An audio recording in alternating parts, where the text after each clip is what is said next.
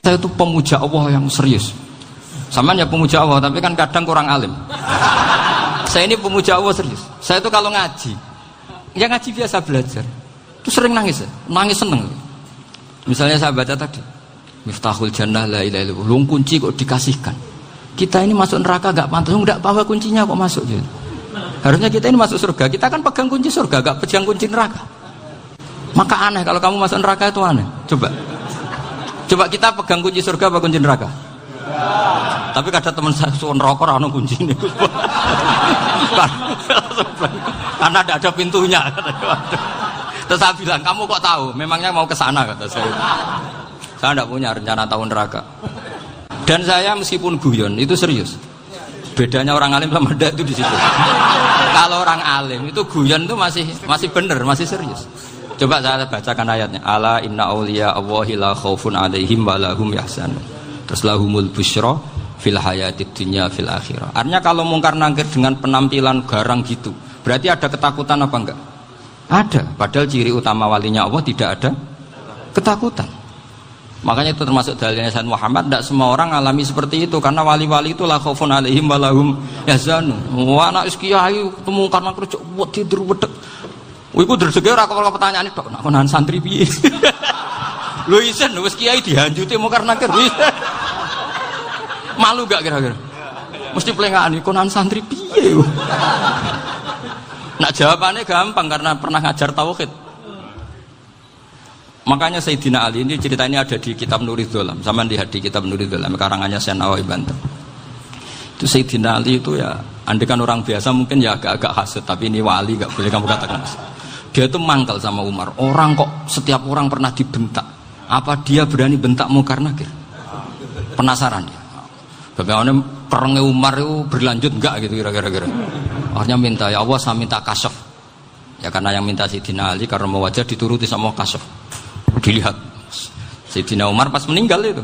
Jadi hasud itu ya kadang penting asal baik. Loh betul bahasa Kanjeng Nabi kadang la hasada illa fisnaten. Itu Nabi bahasakan ya hasad. Gus Verson saja yang nafsirkan ghobtoh itu kan gaya-gayanan sebagai ulama. Aslinya Nabi ngendikannya itu la hasada illa fisnaten. Ulama yang ganti itu namanya ghobtoh.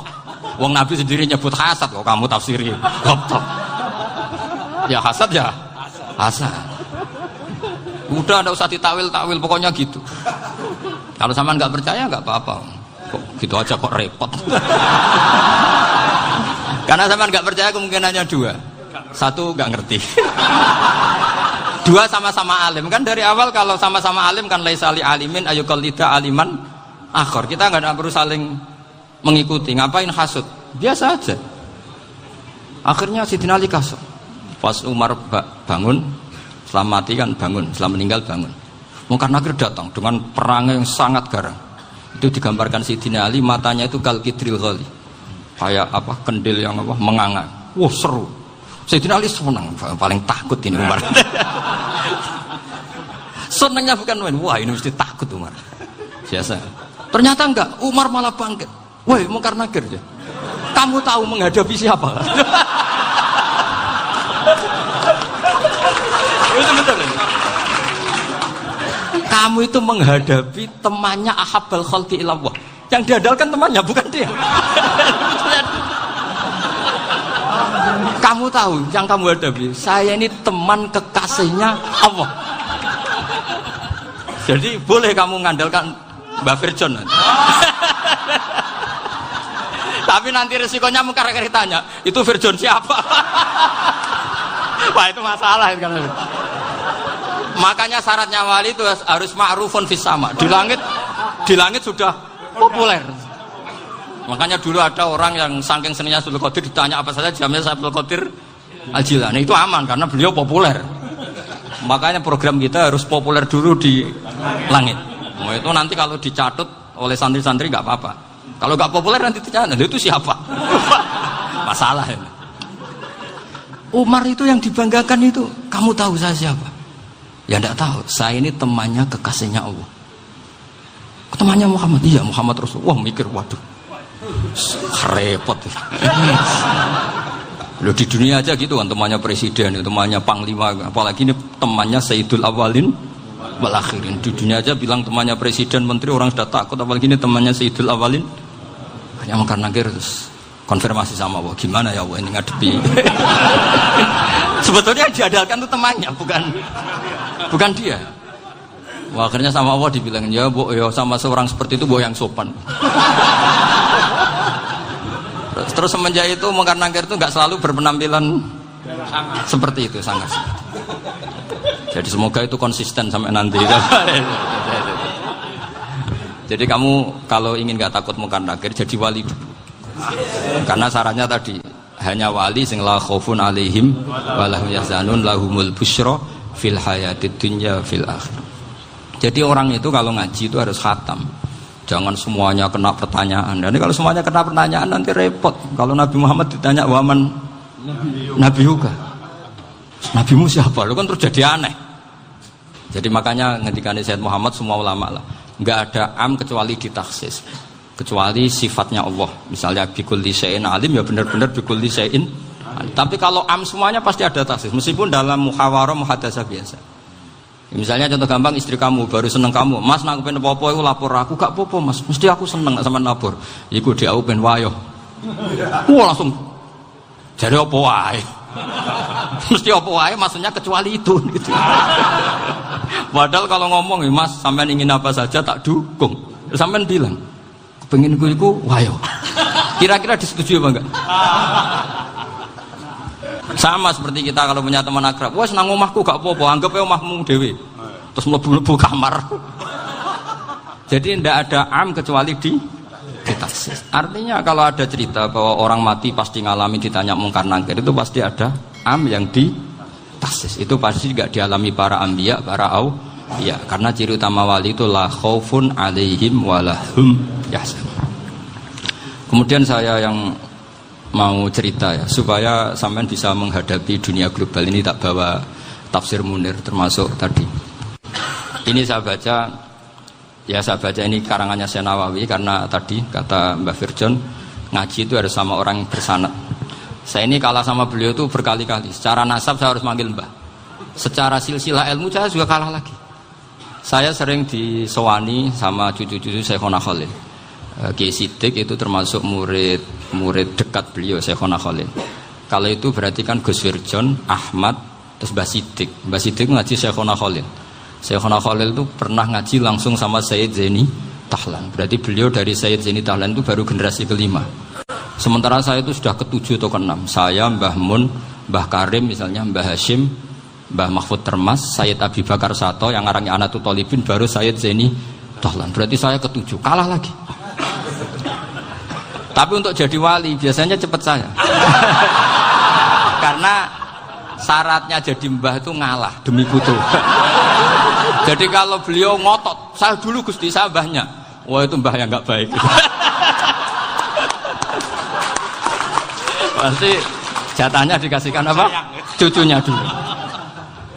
Makanya Abdul Muthalib itu orang yang dapat wangsit, tapi yang jadi nabi itu cucunya. Jadi dalil saya banyak. Sebenarnya Abdul Muthalib itu sudah sering dapat wangsit. Karena saya bahasakan wahyu, Nabi yang protes, enggak Nabi kok dapat wahyu. Tapi sebetulnya Abdul Muthalib itu masyhur. Kalimat-kalimatnya menunjukkan bahwa beliau itu sudah dapat wahyu kalau nanti cucunya itu jadi Nabi. Makanya senangnya bukan main Abdul Muthalib sama Rasulullah. Putu seneng, mbah seneng putu. Jadi mungkin, jadi sampean enggak usah protes loh. Yang jadi wali kok cucunya. Betul.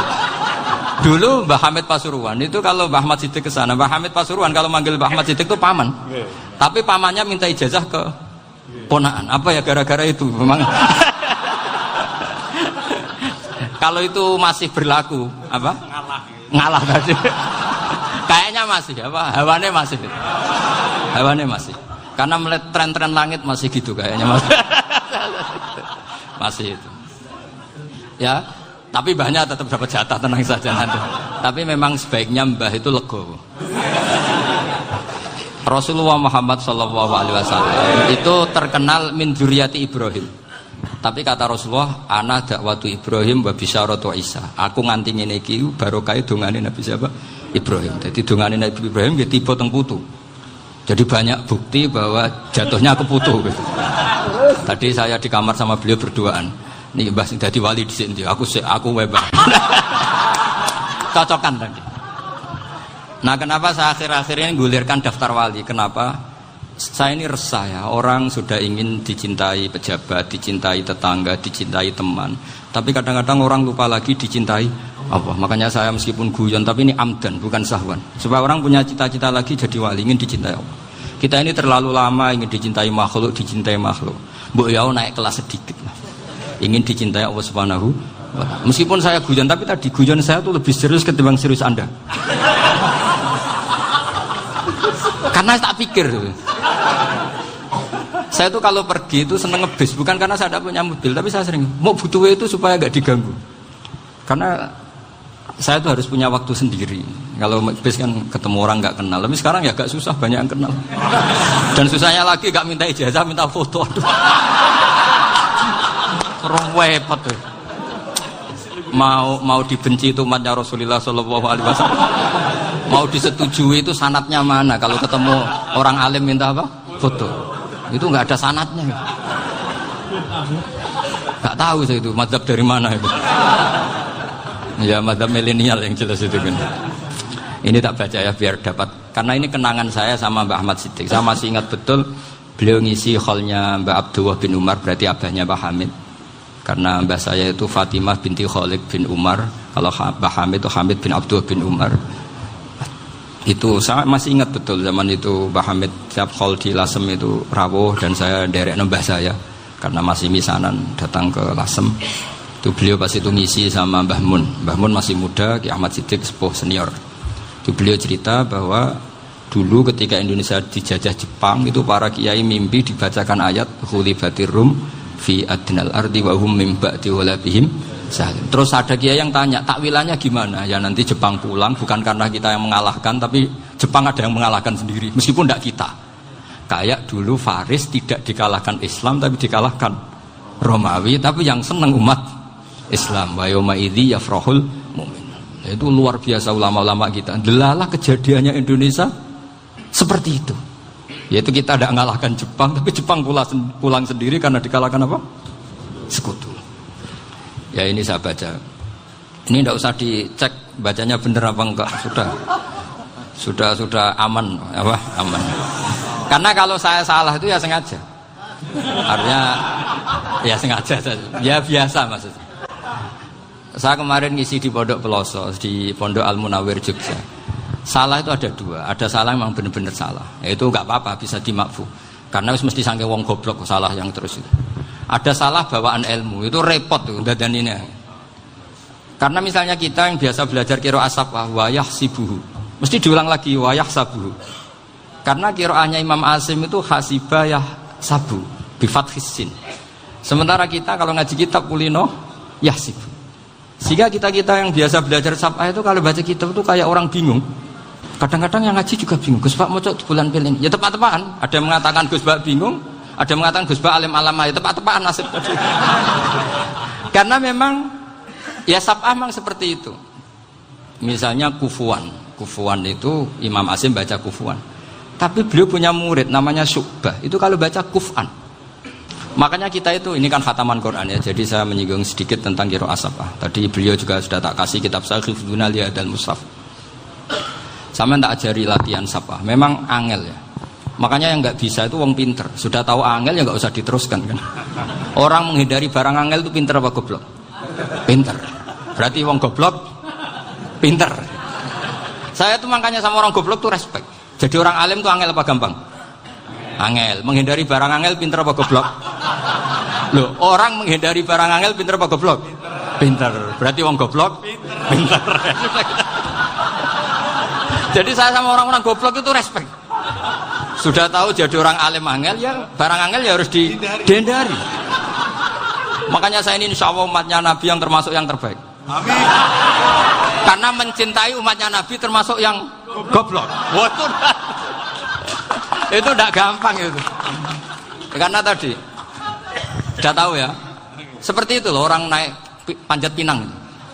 Itu yang naik karena ingin hadiah. Yang nonton sudah tahu wah licin kok dinaikin mau keplotok ya. Tapi orang sepakat yang nonton juga pinter karena sudah tahu ribet kok Tuku neng pasar rak kena lah apa mana. Sama juga gitu. Ngalim tafsir angel, ngalim fikih angel. Nek karek ngaji ngerekam kan gampang. Itu pintar apa goblok? Pintar. Iya. Makanya kula niku mbok burohno ngono tok. Saya tadi dinasihati Mbak Firjon, muga-muga hati saya selamat. Saya itu meskipun kata orang banyak, muhibbin saya banyak, tapi saya insya Allah tidak riya. Saya itu pakai kitab namanya Tasbidul Fuad, itu karangannya Said Abdul Al-Haddad. Ketika beliau punya muhibbin banyak ditanya, bagaimana ya Habib Anda menjaga hati Anda? Jamnya Said Abdul Al-Haddad itu unik. Innama azzamu Allah. Mereka itu sebenarnya menghormati Allah, cuma butuh sarana, dan itu saya. Jadi saya tahu sampean semua itu mencintai Quran, mencintai sunnah Rasul, mencintai hadis-hadis Rasul. Cuma sampean kan karena nggak paham, terus manfaatkan saya. Jadi sebenarnya saya ini korban. Korban. Jadi saya mau riak gimana? Korban kok mau. Bangganya di mana tuh? Coba sampean misalnya ngaji tafsir, belajar sendiri kan susah. Terkitnya susah, maknanya susah, bahkan beli kitabnya kadang nggak kuat. Loh, untuk jadi alim tafsir itu kan harus beli kitab. Loh, saya sering belajar kitab itu jutaan. Tafsir Tobari, saya pernah beli kitab Fakhrur Razi itu berapa coba? 27 jilid. Karangannya Fakhrur, belum karangannya ulama modern, Imam Sa'rawi. Itu berapa jilid? Itu jutaan. Saya kemarin juga dihadiahi kitab Pak Quraish Shihab namanya Faidul Bari fi Syarhil Bukhari. Pak Quraish Shihab yang terkenal. Dia sering diskusi sama saya. Saya ngasih hadiah beliau ngasih hadiah saya. Oh itu harganya nggak kuat. Tidak kuat kadang di Indonesia nggak ada coba. Dan sama orang hebat menghindari kesulitan itu. Yang kesulitan itu, sebab ngaji ikut, kalau nggak paham dirukok rekamannya sudah gitu. Pinter mana sampean sama saya? Pinter sampean kan? Bikin sosis susah, beli aja kok repot kan. Makanya nggak boleh orang bilang, wah aku goblok reso tafsir, aku wong pinter.